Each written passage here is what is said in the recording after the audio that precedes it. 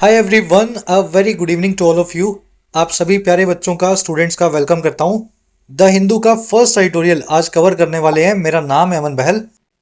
बड़ा ही interesting article है। Canada और अमेरिका के रिश्तों को कंपेयर करेगा भारत और नेपाल के रिश्तों के साथ, और इस कंपैरिजन से आपको समझाएगा कि अड़ोसी पड़ोसी दोस्त भी एक दूसरे के दुश्मन हो जाते हैं जब बात पैसों की हो। चलिए, आर्टिकल भी इंटरेस्टिंग है और इसमें आपको ढेर सारी वोकैब मिलेगी और ढेर सारे ग्रामेटिकल कॉन्सेप्ट्स। मैं कोशिश करूंगा हर चीज़ को आपको बेसिक से कवर करवाऊं। हिंदी मीडियम वालों के लिए इस क्लास को बनाया जाता है ताकि आप इंग्लिश मीडियम वालों के बराबर आकर के एग्जाम्स को अप्रोच कर सकें। मैक्सिमम बेनिफिट लेने के लिए जरूर से चैनल को सब्सक्राइब करना। शाम को इसी वक्त ये क्लास आपको रोज मिलती है।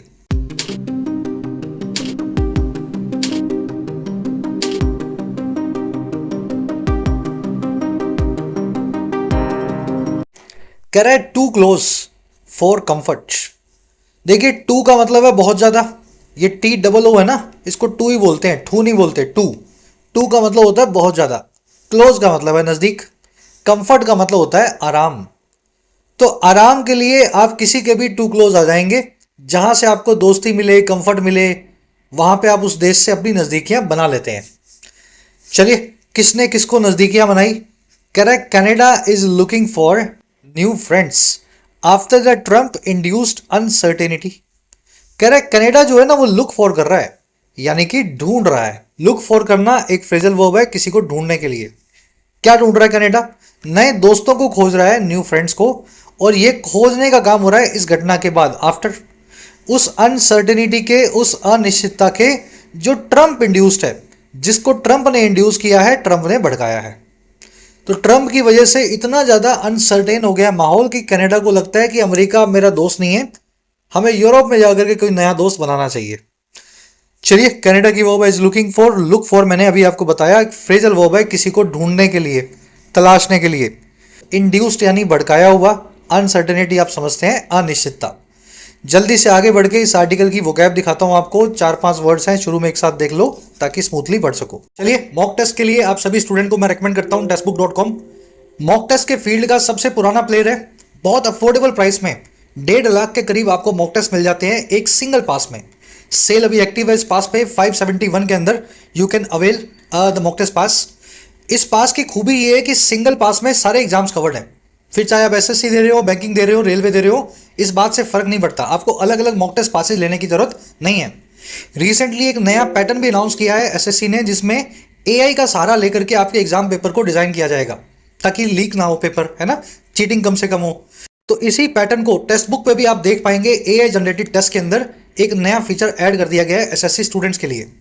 फायदा लेने के लिए कमेंट सेक्शन में जाएं, आपको मिलेगा मॉक टेस्ट पास का लिंक। जो भी प्राइस आपको लिंक पे दिखा रहा हो, आपको उस पर कूपन लगाना है YT10। इस कूपन को लगाते ही आपका प्राइस खटके हो जाएगा 571 रुपीज। लिंक दिया गया कमेंट सेक्शन में। Take benefit of the all right. Vocab sheet है, थोड़ा जूम इन करते हैं इसको। पहला वर्ड है अपने पास हार्बर। देखिए, हार्बर का मतलब होता है पोर्ट, बंदरगाह। और बंदरगाहों पे ही जनरली आपको रिफ्यूज मिलती है। रिफ्यूज का मतलब होता है शरण या पनाह।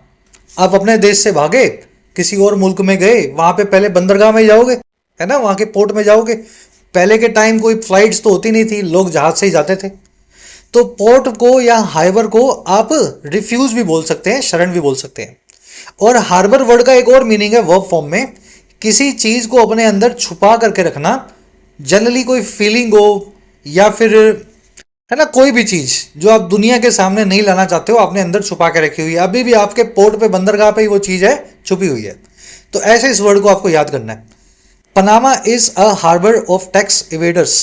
पनामा नाम का देश एक पनाह देने वाला देश है, हार्बर है टैक्स इवेडर्स का, टैक्स चोरों का। तो ये तो पहला वाला मीनिंग हो गया, नाउन वाला। She has been harbouring ill will for her best friend after the incident. वो हार्बर कर रही है या फिर छुपा करके बैठी है बुरी भावना को, इल विल को। इल विल क्या होता है? अंदर के लिए, आपके अंदर से बुरी जो है ना, किसी के लिए इमोशंस। तो किसी बुरी भावना को छुपा करके बैठी है अपनी अच्छी दोस्त के लिए इस घटना के बाद। तो हार्बर को वर्ब फॉर्म में छुपाने के लिए आप आर्टिकल में यूज होता हुआ देखेंगे। अगला वर्ड अपने पास स्टेड फास्ट। देखिए, स्टेड फास्ट वो आदमी है जो अपनी बात पे अड़ा हुआ है, जिद्दी है, हठी है, स्टबन है, लॉयल है। अब ये बुरी बात नहीं है, अच्छा भी हो सकता है आप किसी अच्छी चीज़ के लिए स्टेडफास्ट हो। आपने ज़िंदगी में सोचा हो झूठ नहीं बोलूँगा, किसी का बुरा नहीं करूँगा, तो ये अच्छी वैल्यूज़ के लिए भी आप स्टेडफास्ट हो सकते हो। और ऑफ कोर्स जिद्दी तो कोई भी हो सकता है, स्टबन। तो ये वर्ड आर्टिकल में यूज होगा, the accused killer remained steadfast in his belief. ये जो आरोपी हत्यारा था ये बना रहा स्टेडफास्ट या जिद्दी अपने इस बिलीफ में, अपने इस विश्वास में, भरोसे में। बिलीफ क्या है? That he had done the right thing, कि उसने जो किया था वो सही था। That he had done the right thing, और क्या करके? टू किल अ क्रिमिनल, एक क्रिमिनल को मार करके। ठीक है ना? तो उसने किसी को मारा था और इस चीज पे वो अड़ा हुआ था कि मैंने मारा है और मैं बिल्कुल सही हूं, स्टेडफास्ट था। तो ऐसे आप इसको याद कर सकते हैं। जो किसी के साथ लॉयल हो, किसी का, समझ गए ना, एकदम हमेशा अच्छे बुरे में साथ देता हो, ऐसे आदमी को अनफ्लिंचिंग या स्टॉन्च भी बोलते हैं। स्टॉन्च अलाय वो दोस्त है आपका जो हमेशा आपके साथ रहेगा। ठीक है, चलो अगला वर्ड अपने पास स्क्रैम्बल। जल्दबाजी में भागना, और इस तरीके से भागना के सलीके से आप भाग भी ना पाए, किसी काम में रश करें, हरी करें, जल्दबाजी करें, लेकिन बहुत क्लमसी तरीके से, इसको बोलते हैं स्क्रैम्बल करना। जैसे आपका एग्जाम है डिस्क्रिप्टिव और 5-10 मिनट रह गए और आपको ऐसे लिखना है, ऐसे आपको आता है लेकिन आपके पास टाइम नहीं है, तो आप कैसा लिखोगे? ऐसे छोड़ छोड़ के एक एक लाइन फटाफट फटाफट फटाफट जो लिख दिया, ये स्क्रैम्बल करने का एक्शन होगा। Several Afghan nationals were seen scrambling, बहुत सारे अफगान के नेशनल्स को देखा गया स्क्रैम्बल करते हुए, जल्दबाजी करते हुए, टुवर्ड्स द एयरपोर्ट, एयरपोर्ट की तरफ। और क्यों? टू लीव द कंट्री, देश को छोड़ने के लिए। स्क्रैम्बल को मेक हेस्ट करना भी बोलते हैं, हेस्ट का मतलब है जल्दबाजी। ये वर्ड आर्टिकल में आप देखेंगे। चलिए एक और वर्ड है रेसेंट, 2-3 दिन पहले वर्ड आया था। किसी चीज को जब आप ऑफिशियली कैंसिल करते हो ना, औपचारिक तौर पे किसी चीज को जो है निरस्त करते हो, इसको बोलते हैं रिसेंट करना। जैसे सरकार आपको कहे कि गैस सिलेंडर पे सब्सिडी मिलेगी 800 रुपए की, और फिर 2 महीने बाद बोले नहीं मिलेगी, हम नहीं देंगे, तो सरकार ने इस सब्सिडी की स्कीम को रिसेंट कर दिया, कैंसिल कर दिया officially. India has rescinded the operating licences of many Chinese apps, Bharat ने कैंसिल कर दिया है ऑपरेटिंग लाइसेंस को बहुत सारे चाइना की ऐप्स का। और कब? Following the stand of the at the LAC, following यानी बाद में एक स्टैंड ऑफ के, एक झगड़े के जो हुआ था एलएसी पे, चाइना भारत के बॉर्डर पे। चलिए कैंसिल करने को रोल बैक करना, रोल बैक ये भी आ गया है कि फ्रेजल वर्ब, समझाऊंगा आपको डिटेल में। एन्यूल करना, ओवरटर्न करना या रिवोक करना भी बोलते हैं। You will see this word rescind in the article today. Last word है अपने पास कैलिब्रेशन। देखिए जब आपने, अभी मुझे पता नहीं आप किस एज में हैं, आप अभी शायद 24-25 के होंगे और आपने शायद रेडियो देखा होगा।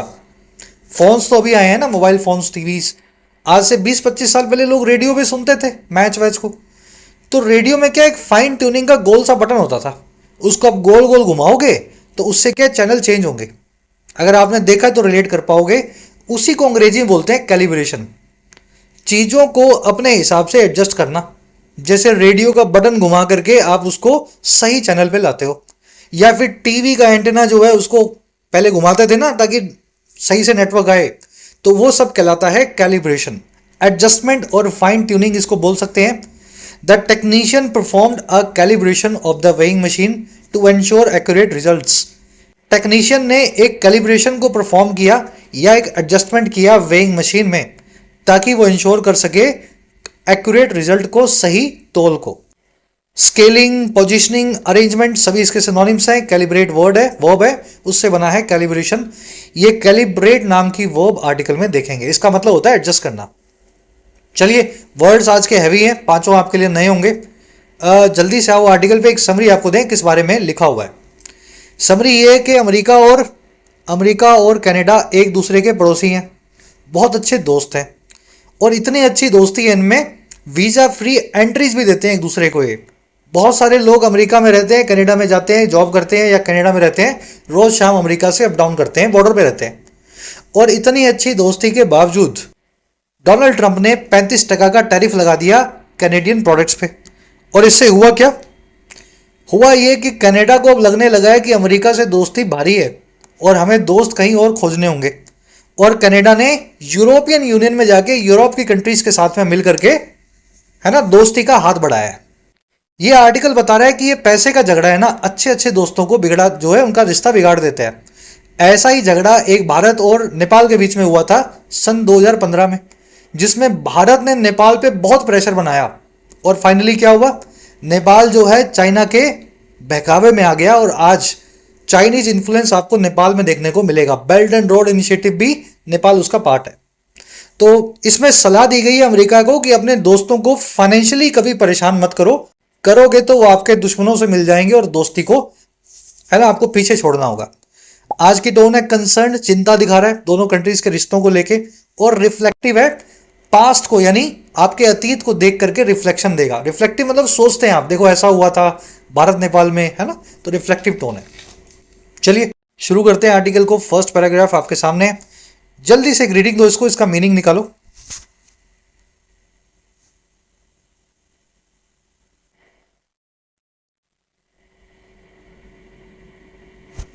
चलो, कह रहे जी on July 10th US president Donald Trump announced a 35% tariff on Canadian imports. कह रहे जी जुलाई 10 को अमेरिकन प्रेसिडेंट जो ट्रंप था ना, उसने अनाउंस किया एक 35% के टैरिफ को या टैक्स को कनाडा से होने वाले इंपोर्ट्स पे। फिर क्या हुआ, कह रहा है जी ये सारा काम हुआ despite Ottawa resigning a 3% digital services tax और DST that was to go into effect on June 30th। कह रहा है ये सारा काम हुआ जी डिस्पाइट यानी बावजूद इस घटना के, और घटना थी ओटावा का यानी कनाडा का रिसाइंड करना या ऑफिशियली कैंसिल करना एक 3% के डीएसटी नाम के टैक्स को, जो ये अमेरिका पे लगना था, और ये लगना था या गो इनटू इफेक्ट होना था जून 30 को। समझ पाए? तो कनाडा ने बोला था आपकी फेसबुक गूगल जब हमारे देश में आती है, हमारे यहां से पैसा कमाती है, तो हम 3% टैक्स लगाएंगे इन पे। लेकिन कनाडा ने लास्ट में बोला कि नहीं लगा रहे। बावजूद इस घटना के डोनाल्ड ट्रंप ने तो 35% टैक्स अमेरिका जो है कनाडा पे लगा ही दिया। अब देखो यहां सेमी कोलम लगाया है और अपनी बात को ये कंटिन्यू कर रहा है। कह रहा है जी mister Trump had dubbed this as an attack on American firms. Trump साहब ने डब किया था या ब्रांड किया था। डब करना यानी किसी चीज को कोई ठप्पा लगाना। ट्रंप साहब ने डब इसको एक ठप्पा लगाया था, इस डीएसटी टैक्स को, एक अटैक का या हमले का अमेरिका की फर्म्स पे, अमेरिका के कंपनीज पे। तो ट्रंप ने बोला था तुमने 3% का टैक्स कैसे लगाया हम पे, चाहे अब तुम कैंसिल कर दो, हम तो तुम पे 35% का टैक्स जरूर लगाएंगे, और लगा भी दिया। ट्रंप की वर्ब है अनाउंस, ट्रंप ने अनाउंस किया। सब्जेक्ट वर्ब आपके सामने है ग्रीन और पिंक में। दैट आया है डीएसटी के लिए, दैट की वर्ब है वॉज। गो इनटू इफेक्ट होना यानी असर में आना, किसी चीज का एक्टिवेट होना। टैक्स अगर गो इनटू इफेक्ट होगा तो यानी वो टैक्स लगना शुरू हो जाएगा जून 30 को। ट्रंप की वर्ब है हैड डब्ड, डब करना किसी चीज पे कोई ठप्पा लगाना। कह रहा है जी Canada expected that it would generate about 5 billion from DST on revenues from Canadian source digital services over 5 years dating it back to January 1st 2022। कह रहा है जी कनाडा ने एक्सपेक्ट किया था कि जो इट है ना वो जनरेट करेगा। अब इट किसके लिए आया है, इट को आपको कॉमन सेंस से ढूंढना है, कनाडा के लिए आया है। देखो कैसे, कनाडा जो इट है वो जनरेट करेगा $5 बिलियन, जनरेट करना यानी बनाना, और कहां से, इस डीएसटी नाम के टैक्स से। समझ पा रहे हो, इट किसके लिए आया, कनाडा के लिए, अमेरिका के लिए नहीं आया। अमेरिका थोड़ा ना जनरेट करेगा, बट टैक्स अमेरिका ने लगाया नहीं, टैक्स लगाया कनाडा ने, तो जिसने टैक्स लगाया वही कमाएगा। तो कनाडा ने ऐसा सोचा था, और ये डीएसटी किस चीज पे लगने वाला था, उस सारी कमाई पे, रेवेन्यूज पे, प्रॉफिट से जो कैनेडियन सोर्स डिजिटल सर्विसेज का था 5 सालों में, जो डेट बैक टू करने वाले थे 2022। तो 2022 से 2027 तक कनाडा में जो फेसबुक, गूगल, मेटा जो भी चला, इंस्टाग्राम, सब पे कनाडा टैक्स लगाता। जो भी ये कंपनियां कमाती उससे 3% लगा करके $5 बिलियन निकाल लेता। ऐसा इन्होंने सोचा था। चलिए कनाडा की वर्ब है एक्सपेक्टेड। अब इट आप समझे होंगे कनाडा के लिए क्यों है और यूएस के लिए क्यों नहीं है। इट की वर्ब है वुड जनरेट, जनरेट कनाडा ही करने वाला है टैक्स से $5 बिलियन। चलिए बढ़े आगे। अब 2 कॉन्सेप्ट सीखने हैं अपने को फटाफट से। देखिए ये काम हुआ था ऑन जुलाई को, और जुलाई कितनी थी, जुलाई 10। जुलाई 10 एक दिन है, दिन ही है ना, 10 जुलाई तो एक दिन ही होता है, एक इंडिविजुअल डे। जब भी इंडिविजुअल डे और डेट की बात हो, जुलाई 10, सोमवार, मंगलवार, शनिवार, 3 अप्रैल, इनके आगे आप ऑन लगा के बताएं क्या हुआ। जब भी टाइम दिया गया हो 3 बजे, 5 बजे, 4 बजे, 2 बजे, उसके आगे एट लगेगा। और वीक्स, मंथ्स और ईयर्स के आगे, हफ्तों, महीनों और सालों के आगे इन लगेगा। अब यहां इन क्यों लगता है? हफ्ते में होते हैं 7 दिन, महीने में होते हैं 30 दिन, साल में होते हैं 365, सवा 365 दिन। तो जब भी आप दिनों के गुच्छे को बनाएंगे, चाहे हफ्ता हो, महीना हो, साल हो, दशक हो, सेंचुरी हो, इनके आगे आपको इनका इस्तेमाल करना होता है। ये सभी पीरियड्स को बताते हैं, टाइम पीरियड को। तो ऐसे आपको इस कॉन्सेप्ट को समझना है। फिर मॉर्निंग, इवनिंग और आफ्टरनून के आगे इन लगाया जाता है। रात के आगे, नून के आगे और मिडनाइट के आगे एट लगाया जाता है। नून का मतलब होता है दोपहर के 12 बजे एक पॉइंट है। मिडनाइट का मतलब होता है रात के 12 बजे एक पॉइंट है। और नाइट का मतलब होता है वो वाला पॉइंट जहां पे अंधेरा हो गया, सूरज ढल गया। तो जब भी पॉइंट कोई होते हैं, मैं ना, टाइम के पॉइंट, उनके आगे एट लगाओ। चलो, दूसरा है अपने पास वर्ड रिसेंट। आपने वर्ड देखा था, किसी चीज को कैंसिल करना ऑफिशियली। और इससे मिलती जुलती 3 फ्रेजल वर्ब्स हैं, रोल आउट, रोल बैक और रोल ओवर। मैंने आपको बहुत बार करवाई हुई है, एक बार वीडियो को पॉज करके खुद से याद करो कौन सी फ्रेजल वर्ब का क्या मीनिंग निकलता है। देखिए, रोल आउट का मतलब होता है किसी चीज को लॉन्च करना। जैसे मैंने आपको बताया, सरकार ने सब्सिडी निकाली है सिलेंडर पे 800 रुपए की। महीने में एक सबको मिलेगा और 800 रुपए भरवा लो, 800 रुपए सरकार से ले लो। तो ये सब्सिडी स्कीम को जब सरकार लॉन्च कर रही है ना, तो रोल आउट कर रही है। फिर 1 डेढ़ महीने बाद सरकार को लगा कि यार पैसे इतने नहीं है, स्कीम को अपने कैंसिल कर देते हैं। तो जब किसी चीज को लॉन्च करके वापस खींचते हो, रिसेंड करते हो या रिसाइन करते हो, तो उसको बोलते हैं रोल बैक करना। बैक का मतलब है वापस। और तीसरा क्या है? Roll over. सरकार ने स्कीम निकाली थी 1 साल के लिए, और 1 साल बाद सरकार को लगा कि स्कीम तो अच्छी है, इसको और चलाते हैं। तो आगे कंटिन्यू करने के लिए किसी चीज को 2 साल, 3 साल, 5 साल, कोई भी चीज, उसको बोलते हैं रोल ओवर करना। चलिए नेक्स्ट पैराग्राफ। किसी को ग्रामर वोकैब ज्यादा हैवी लगे तो आप उस पार्ट को मिस कर सकते हैं। आप खाली रीडिंग पे ध्यान दें, क्लास भी छुट्टी हो जाएगी और ज्यादा आपको टेंशन भी नहीं लगेगी। फटाफट देख लो सेकंड पैराग्राफ।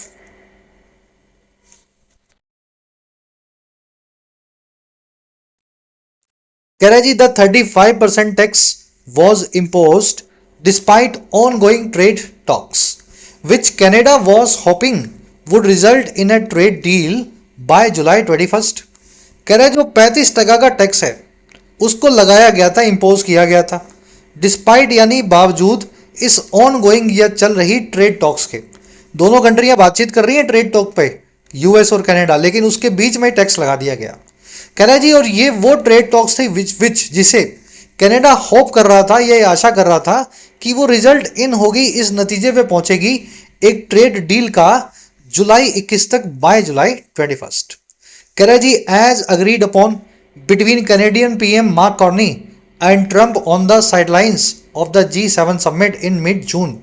कह रहा है ये डेट जो है ना 21 जून जुलाई की, ये वही डेट है जैसी कि अग्रीड अपॉन थी, जिस पे अग्री किया गया था कैनेडियन पीएम कॉर्नी के द्वारा और ट्रंप के द्वारा G7 समिट के मिड जून के अंदर साइडलाइंस पे। समिट की साइडलाइंस का मतलब क्या होता है? देखिए, समिट का मतलब होता है शिखर वार्ता, टॉप कॉन्फ्रेंस, G7, UNSC, है ना, जहां सभी कंट्रीज आकर के मिल रहे हैं।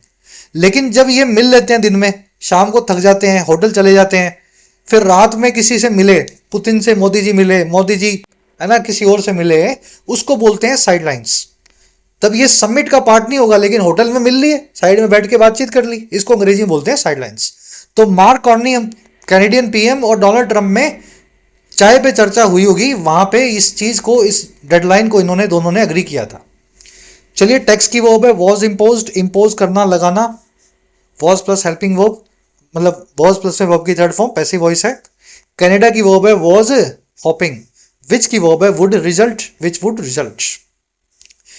Karachi, the new 35% tax that was conveyed to Mr. Carney through a letter which Mr. Trump sent to more than 20 US trading partners is likely to exempt items compliant under the 2018 United States-Mexico-Canada Agreement। कह रहा है अब इसमें एक अच्छी बात भी है। कह रहा है जो 30-35% का टैक्स है ना, कौन सा टैक्स? कह रहे जिसको कन्वे किया गया या एक्सप्रेस किया गया। कन्वे करना, किसी चीज को सूचित करना, इन्फॉर्म करना। कह रहे जो 35% का टैक्स है कनाडा पे, जो सूचित किया गया मार्क कार्नी को, कनाडा के पीएम को, और कैसे? एक लेटर के जरिए, थ्रू अ लेटर। कह रहा है जी जिसको ट्रंप ने भेजा था, सेंड किया था 20 से ज्यादा अमेरिका के ट्रेडिंग पार्टनर्स को। कह रहा है ये टैक्स जो है ये लाइकली है, संभावित है कि ये एग्जेम्प्ट करेगा, छूट देगा कई सारी आइटम्स को, और वो आइटम्स जो कंप्लायंट हैं, जो कंप्लाई विद करती हैं, अनुसरण करती हैं, या है ना ठीक से फॉलो करती हैं। और किसके अंदर कंप्लायंट है? 2018 के एक एग्रीमेंट के अंदर अमेरिका, मैक्सिको और कनाडा के बीच में जो हुआ था। तो उस एग्रीमेंट की जो आइटम है उस पे नहीं लगेगा, बाकियों पे सब पे लग जाएगा। अब देखो सेंटेंस कितना प्यारा बना है। टैक्स की वर्ब है is. Tax is likely to exempt. Exempt करना, एक्सक्यूज करना, डिस्काउंट करना, फ्री करना, ठीक है ना। ट्रंप की वर्ब है सेंट, विच आया है लेटर के लिए।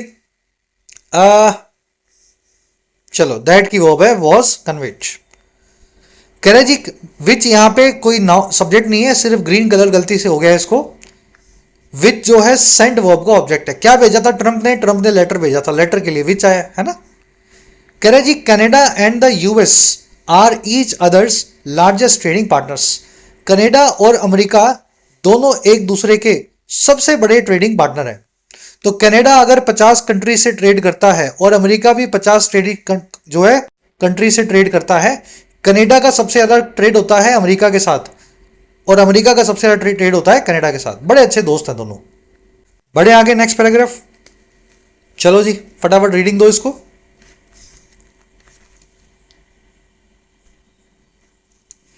कह रहा in fact despite mister Trump's constant refrain about the flow of fentanyl, the opioid coming through America's northern borders, less than 0% of what lands in the US.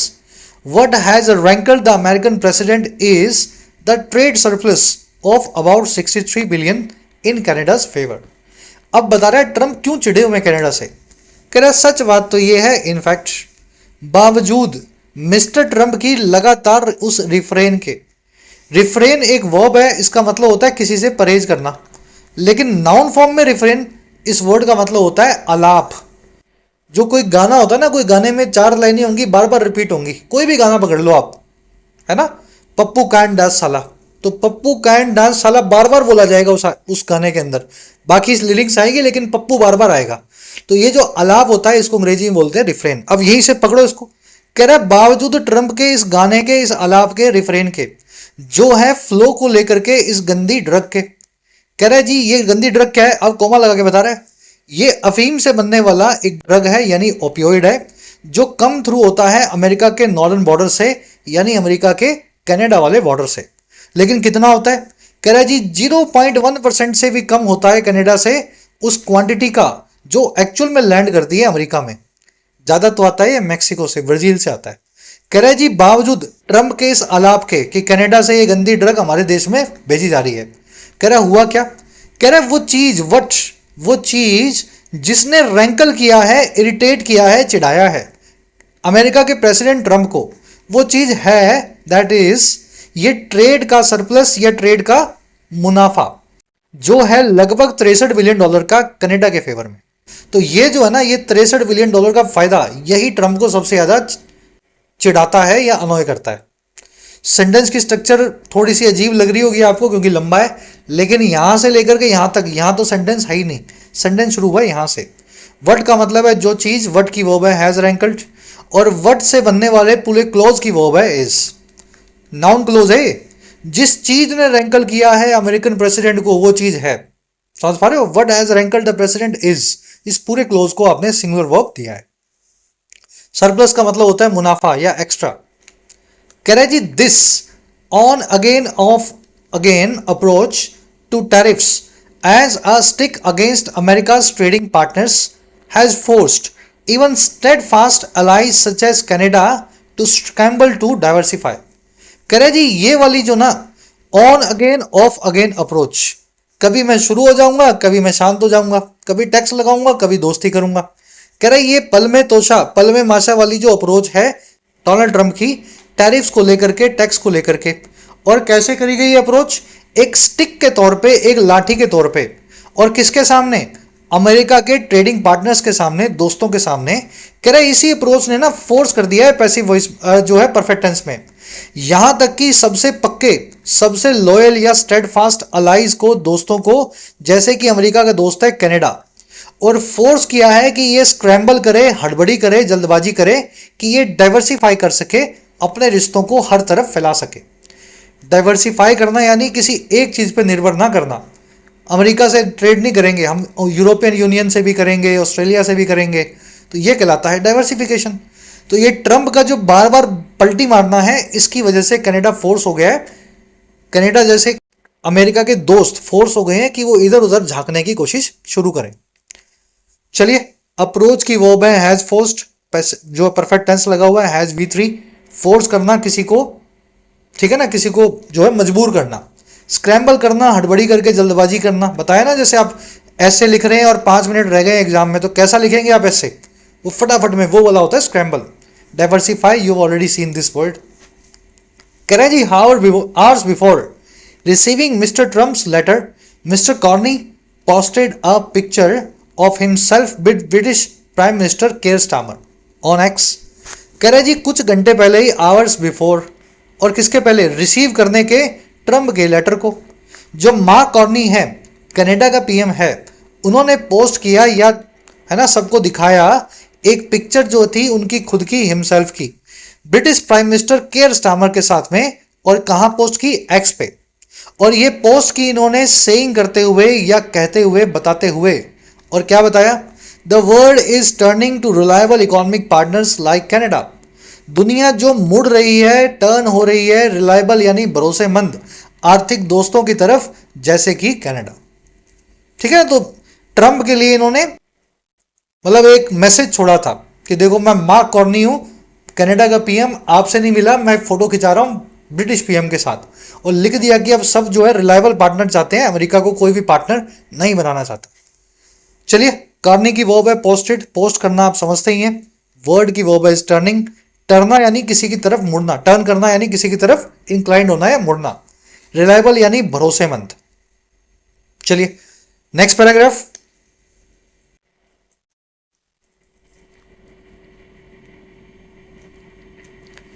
कह रहा है America's action against Canada brings to mind a similar episode about a decade ago between close neighbours India and Nepal.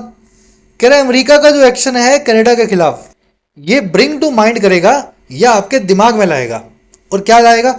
एक ऐसी ही घटना को, similar ही episode को, जो एक डेकेड अगो का है, यानी 10 साल पहले का है, दो क्लोज नेबर्स के बीच में या नजदीकी पड़ोसियों के बीच में। कौन कौन थे? India and Nepal. एक्शन की वर्ब है brings to mind, bring to mind करना, रिकॉल करवाना, रिमेंबर करवाना, किसी चीज की याद ताजा करना। कह रहे India close land ports following the enactment of Nepal's new constitution, citing fears about the treatment of the minority Madhesi community. कह रहे 10 साल पहले भारत ने भी क्लोज कर दिया था या बंद कर दिया था अपने लैंड पोर्ट्स को, अपनी जमीन पे बंदरगाहों को। और कब किया था? इस घटना के बाद। और घटना थी इनेक्टमेंट होना या बनाया जाना नेपाल के नए कॉन्स्टिट्यूशन का या संविधान का। और ये काम भारत ने किया था हवाला देते हुए, साइड करते हुए, मेंशन करते हुए। और किस चीज का?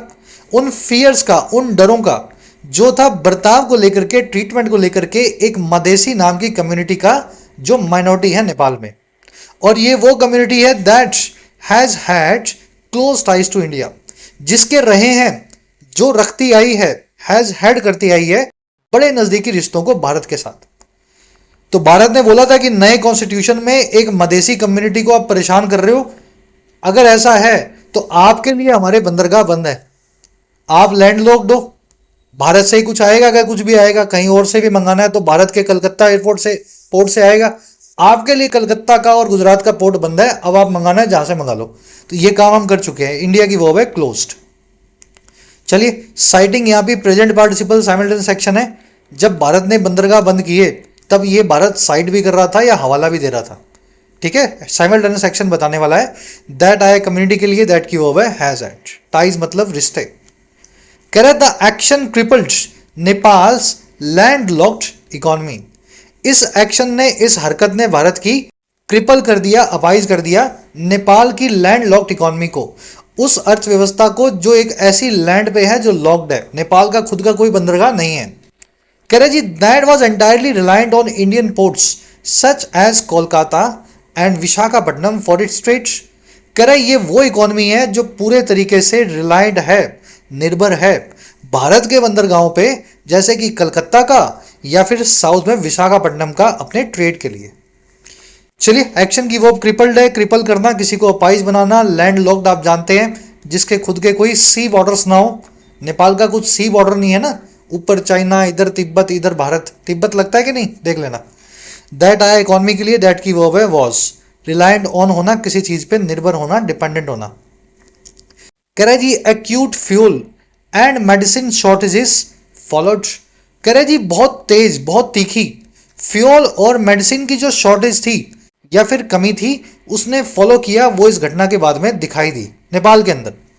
Nepals GDP collapsed from 3.3% in 15 to 0.2% in 16। Nepal की जीडीपी जो है वो भी ढह गई, कोलैप्स कर गई। 3.25% ग्रो की थी 2015 में, और अगले साल 0.2% की थी खाली जो है 2016 में। कह रहा and Nepalese began harbouring a deep resentment towards India. और जो नेपालीज हैं, नेपाल के जो सिटीजन्स हैं, उन्होंने भी शुरू कर दिया पालना या अपने अंदर परोसना, है ना, हार्बर करना, अपने अंदर पालना ही बोल सकते हैं, बहुत ज़्यादा डीप रिजेंटमेंट को, बिटरनेस को, कड़वाहट को भारत की तरफ। तो ये सब काम जो है एक साल में हुआ। भारत के इस हरकत की वजह से, इस एक्शन की वजह से नेपालीज को बहुत कड़वाहट हुई, जीडीपी कोलैप्स कर गई, जॉब्स कम हो गई, मेडिसिन की शॉर्टेज हो गई। चलिए, जीडीपी की वर्ब है कोलैप्स, कोलैप्स करना आप समझते हैं, ढह जाना। नेपालीज की वर्ब है बिगेन, बिगेन का मतलब है शुरू होना। बिगिन है फर्स्ट फॉर्म, बिगेन है सेकंड फॉर्म, और बिगन है वर्ब की थर्ड फॉर्म। इरेगुलर वर्ब्स का ध्यान दिया करो, नहीं पढ़ोगे, याद नहीं करोगे तो ये वर्ब्स की कभी V1, V2, V3 आपको याद नहीं रहेगी। रिजेंटमेंट का मतलब होता है बिटरनेस, कड़वाहट, इसको रैंकर भी बोलते हैं। हार्बर करना, किसी चीज को अपने अंदर छुपाना या पना देना, पालना पोसना। चलिए, लास्ट पैराग्राफ फटाफट से देखो इसको, एक दो कॉन्सेप्ट है ग्रामर के वो भी करेंगे। कह रहे New Delhi's move forced Nepal to recalibrate its foreign and economic policy, eventually leading it to join China's Belt and Road Initiative in 2017। कह रहे नई दिल्ली की जो हरकत थी, इसने मजबूर कर दिया नेपाल को कि ये फाइन ट्यून करे, रिकैलिब्रेट करे, फिर से एडजस्ट करे अपनी फॉरेन और इकोनॉमिक पॉलिसी को, विदेश और अर्थ जो है आर्थिक नीति को। और ये सारा काम हुआ आखिरकार, इवेंचुअली, फाइनली, इसको लीड टू करवाते हुए, ले जाते हुए कि ये ज्वाइन करे चाइना के BRI को, बेल्ट एंड रोड इनिशिएटिव को, 2017 में, and accepting massive infrastructure funds from Beijing. और ये सारा काम हुआ इवेंचुअली एक्सेप्ट करते हुए बहुत बड़े इंफ्रास्ट्रक्चर के फंड्स को या फिर चीज़ों को बनाने के नाम पे पैसे को बीजिंग से। मच टू इंडियाज डिस्मे, बहुत ज़्यादा भारत के डिस्मे को बढ़ाते हुए। डिस्मे होती है आपकी निराशा, डिसअपॉइंटमेंट। भारत ने नेपाल को मजबूर किया और नेपाल ने क्या किया, भारत का साथ छोड़ के चाइना से पैसा पकड़ लिया, और भारत को क्या है, उल्टा पड़ गया दांव। हमें डिसअपॉइंटमेंट हुई कि हमारा दोस्त जो है, नेबर, जिसको हमने सबक सिखाना चाहा था, वो हमारे दुश्मन से जा मिला। चलिए, स्ट्रक्चर देख लेना। मूव की वर्ब है फोर्स, फोर्स करना, मजबूर करना, रिकैलिब्रेट, फाइन ट्यून, एडजस्ट करना। ये जो मच टू है, इस फ्रेज का मतलब होता है के लिए। एक दो सेंटेंस खुद से बनाओ ताकि ये फ्रेज आपके दिमाग में बैठे। Much to my disappointment, much to my surprise, dismay, है ना। कह रहे this episode between two vastly different nations would serve Washington well to realise that mending a trade imbalance must not come at the expense of losing one of its closest allies with deep running cultural and linguistic ties. बड़ा अच्छा sentence है।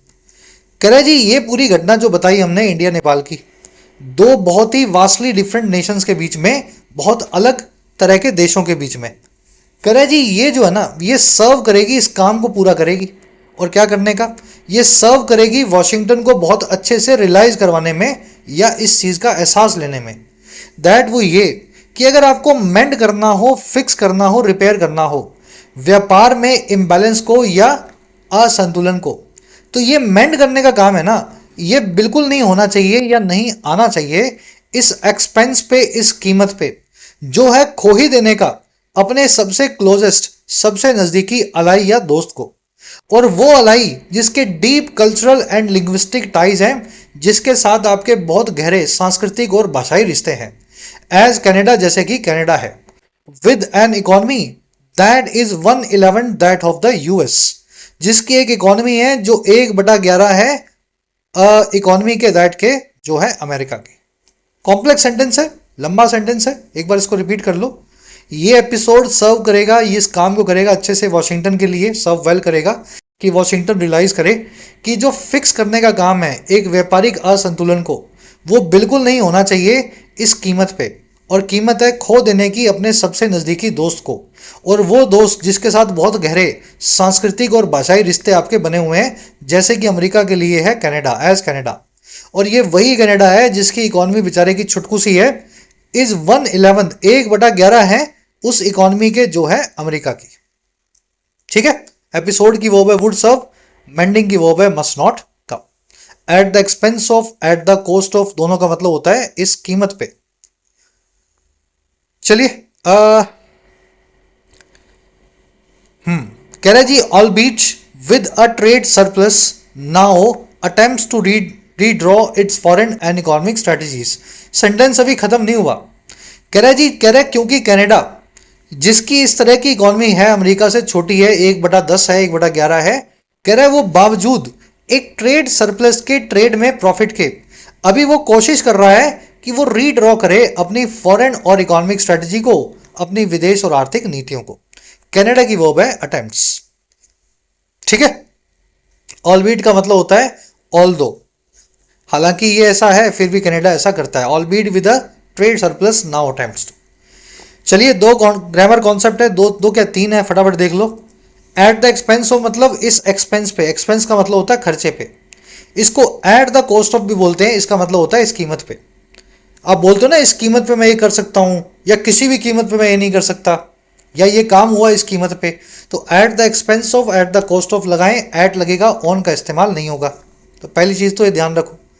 दूसरा, जब भी आप कोई ratio देखें, जैसे यहाँ रेशो आपने देखा 1/11, ऊपर लगा 1, नीचे लगा 11, तो कोई भी रेशो जिसके ऊपर 1 हो उस रेशो को हमेशा सिंगुलर बना के लिखा जाए। लेकिन अगर ऊपर 1 ना हो, 2, 3, 4, 5 कुछ और हो, वो रेशो प्लूरल होता है। जैसे यहां लिखा हुआ है 1/3, यहां लिखा हुआ है 3/5। 1/3 मतलब 1/3, 3/5 मतलब 3/5। ऊपर 1 आया तो 1/3 ठीक है, लेकिन ऊपर 3 आया ना तो 3/5 नहीं, 3/5 आपको लिखना चाहिए। तो ये कॉन्सेप्ट आपको ऑलरेडी आता ही है ना। ध्यान इसमें यह रखना है कि 1/3 लिखो या 3/5 लिखो, वर्ब जो है ऐसे सेंटेंसेस की वो डिसाइड करता है ऑफ के बाद आने वाला नाउन। तो 1/3 ऑफ द प्लांट्स हैज या हैव बीन डिस्ट्रॉयड, 1/3 प्लांट्स जो हैं, पौधे जो हैं, डिस्ट्रॉय हो चुके हैं। ध्यान देना, वर्ब जो है 1/3 के हिसाब से नहीं आएगी। आपको 1/3 सिंगुलर लग रहा होगा, आप हैज लिख दोगे, नहीं, वर्ब आएगी ऑफ के बाद लगने वाले इस वर्ड की वजह से, प्लांट्स की वजह से। प्लांट्स प्लूरल है तो वर्ब आएगी हैव। और यहां 3/5 लिखा हुआ है, 3/5 ऑफ द बिल्डिंग नीड या नीड्स टू बी रेनोवेटेड, 3/5 जो बिल्डिंग है उसको रेनोवेट करने की जरूरत है, तो इस केस में 3/5 लिख दो, लेकिन वर्ब आएगी बिल्डिंग के हिसाब से, ऑफ के बाद रखे हुए नाउन के हिसाब से, और यहां लिखोगे आप नीड्स टू बी रेनोवेटेड। ठीक है, बिल्डिंग के हिसाब से सिंगुलर वर्ब। एक कॉन्सेप्ट और भी है, जब दो चीजों को आप कंपेयर करते हैं तो ध्यान रखें दोनों चीजें एक जैसी होनी चाहिए, तभी कंपैरिजन होगा। Her writing is better than her brother, उसकी जो लिखाई है, राइटिंग है, वो बेटर है, बेहतर है उसके ब्रदर के या भाई के। हिंदी में बात सही है लेकिन इंग्लिश में गलत है। भाई से अच्छी नहीं हो सकती, भाई की राइटिंग से अच्छी हो सकती है। तो मुझे लिखना चाहिए her writing is better than the writing of her brother.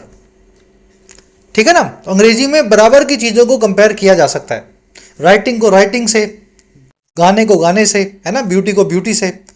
और राइटिंग राइटिंग जब दो बार सेंटेंस में लिखोगे तो रिपीट करने की बजाय आप द राइटिंग ऑफ की जगह लिखे हैं दैट ऑफ। तो यहां पे भी दैट ऑफ इसीलिए लगा है, यहां देख रहे हो आप, that of an economy that is 1/11 that of the US. 1/11 है अमेरिकन इकोनॉमी के, 1/11 of the economy of the US. ठीक है, दैट की जगह पे कभी कभी दोज भी लगेगा, जैसे her ideas were more practical than his classmates. उसके जो आइडियाज थे वो ज्यादा व्यवहारिक थे उसके क्लासमेट्स के। तो क्लासमेट से ज्यादा व्यवहारिक नहीं थे, क्लासमेट्स के आइडियाज से थे। His ideas were more practical than the ideas of his classmates. तो आइडियाज को आइडियाज से कंपेयर करना है, आइडियाज प्लूरल है तो दैट की जगह यहां लगा दो दोज। चलो रैप अप करते हैं क्लास को। आज बहुत हैवी हो गई आपकी डोज, मुझे लग रहा है ऐसा। ज़्यादा लंबी हुई क्लास तो एक दो कॉन्सेप्ट्स मैं निकाल दूंगा। फटाफट आ जाओ अपने क्विज पे। फर्स्ट क्वेश्चन है आपके सामने, आराम से ब्रेक ले लो, वीडियो को पॉज करो। कह रहा है जी, इस पैसेज के हिसाब से सबसे बड़ा रीजन क्या लगता है आपको अमेरिका के टैरिफ का कनाडा के ऊपर, बावजूद कनाडा ने डीएसटी को ड्रॉप कर दिया था, 3% का टैक्स हटा दिया था अमेरिका से।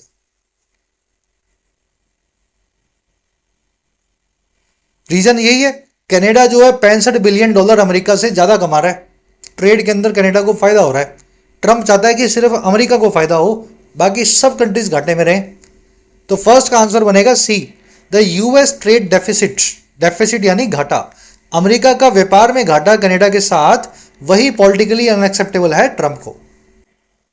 चलो, कह रहे जी, इनमें से कौन सा अजम्पशन इस ऑथर ने सोचा है, कौन सी बात को अमेरिका जो है ऑथर ने दिमाग में बिठाया है जब वो कंपेयर करता है कनाडा की सिचुएशन को नेपाल के साथ में। क्या सोच के कनाडा को और नेपाल को इसने कंपेयर किया?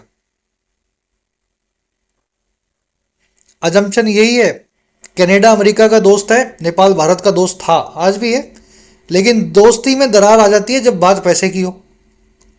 तो economic retaliation inevitably leads to alignment with rival Nations.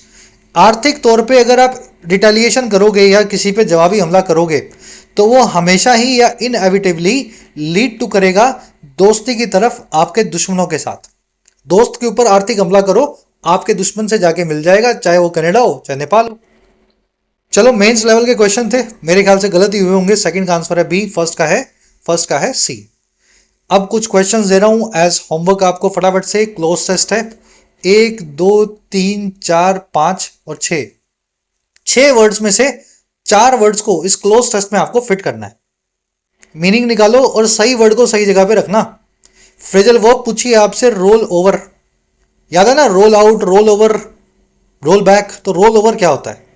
Last में 3 एरर्स मिलेंगी, पहली मिल सकती है इस वर्ड के आसपास, 4 एरर्स हैं, दूसरी इस वर्ड के आसपास, तीसरी बन सकती है इस वर्ड की वजह से, और चौथी बनती है इस वर्ड के आसपास। आराम से ढूंढो, फर्स्ट कमेंट में आंसर डाल दिए गए। एक नया इनिशिएटिव भी हमने शुरू किया है, आर्टिकल की समरी को इंग्लिश में लिखने का। तो इस आर्टिकल की समरी हिंदी में लिख दी है मैंने।